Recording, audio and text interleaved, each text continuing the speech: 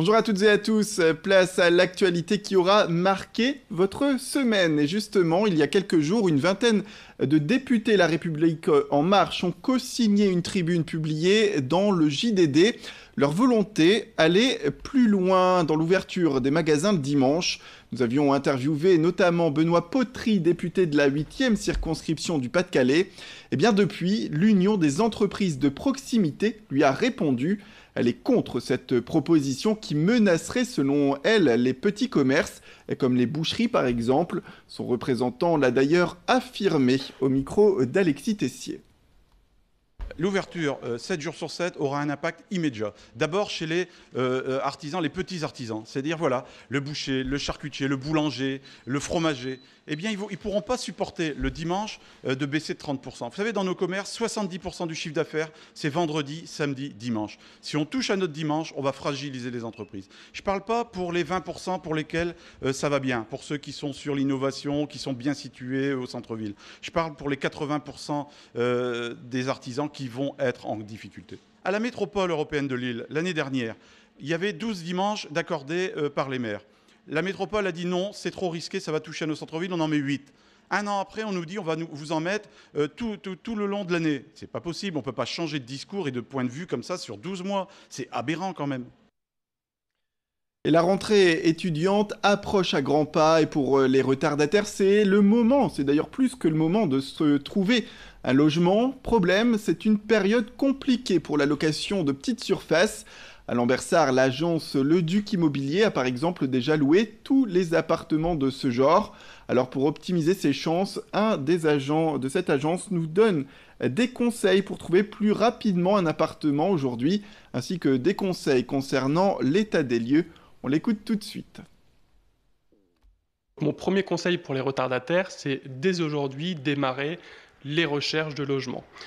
Pourquoi ? Puisque fin août, la demande est supérieure à l'offre et donc ça devient de plus en plus compliqué. Ensuite, pour bien optimiser sa recherche, il faut identifier ses critères. Le premier critère, évidemment, c'est le budget qu'on souhaite allouer à son logement, donc le loyer qu'on ne souhaite pas dépasser. Ensuite, le nombre de pièces qu'on souhaite avoir dans son logement. Ensuite, il y a l'emplacement. Est-ce qu'on veut être proche de l'école, proche du centre-ville ? Est-ce qu'on souhaite également un logement meublé ou non meublé ? L'ensemble de ces critères permettront à l'étudiant d'optimiser ses recherches et de gagner du temps. Mon deuxième conseil, c'est lorsqu'on a identifié le logement adapté à ses besoins et qu'on fait les premières visites, il faut vous munir de votre dossier complet dès la première visite. Pour deux raisons. La première, c'est que ça prouvera votre sérieux vis-à-vis du propriétaire ou de son mandataire. Et la deuxième, c'est que s'il vous plaît, vous pourrez déposer votre dossier en premier. Et si vous êtes le premier dessus, vous avez plus de chances d'avoir le logement. C'est un bâtiment emblématique de la cité de Jean Bart. Les Bains Dunkerquois trônent depuis 1897 entre la gare et la place Jean Bart. Dans les années 50, ils accueillaient le public, notamment pour lui permettre de se laver avant de devenir une piscine. Et ils ont fermé leurs portes il y a plus de 40 ans. Désormais, la mairie va faire renaître l'édifice. Il va devenir un centre d'interprétation et de transmission des traditions carnavalesques. Une nouvelle vie pour ce bâtiment abandonné, mais que les habitants n'ont jamais oublié. Et comme cette habitante de Dunkerque, qui connaît d'ailleurs très bien les Bains Dunkerquois. Moi, j'ai été au Bain Dunkerquois avec mes parents. Je me souviens, comme aujourd'hui, on allait encore au Bain Dunkerquois. On allait tous les dimanches ou un dimanche sur deux, mais on allait au Bain Dunkerquois. Oh, ça devait être dans les années 60, sûr et certain 60. Et ensuite, je me souviens encore de ces bains pendant un certain temps. Donc, on habitait à Dunkerque, on habitait à l'Ancor, dans les vieux baraquements. Donc il n'y avait pas de salle de bain comme maintenant, on se lavait le matin à la maison, mais dans la semaine, le samedi ou le dimanche, c'était le bain au Bain Dunkerquois. On allait faire notre bain, moi, mon père, ma mère et mes frères et sœurs. C'était très très joli, je me souviens encore comme aujourd'hui, on rentrait, donc il y avait le paiement, et on rentrait, c'était des genres de... Il y avait des box pour les gens qui voulaient être tout seuls, et sinon il y avait des endroits où il y avait des petits lavabos, comme moi je dis des lavabos, en forme de coquillage. En terre, en granit, comme ça, c'était très joli. C'était très, très, très, très beau. Et il y avait du monde qui venait. Pour lutter contre la pollution atmosphérique, la communauté de communes Flandre-Lys a mis en place une initiative. Son nom, c'est Vélizou. Il s'agit de la location de vélos électriques. L'agglomération, qui compte 41 000 habitants, a décidé d'investir pour le moment dans 160 de ces vélos. Ils seront disponibles à la location à partir du 21 septembre prochain au prix de 150 € l'année. Et au bout d'un an, les locataires auront le choix entre arrêter la location du vélo, la prolonger, mais ils pourront également choisir d'acheter ce vélo. Sachez d'ailleurs que les grands pédaleurs seront récompensés.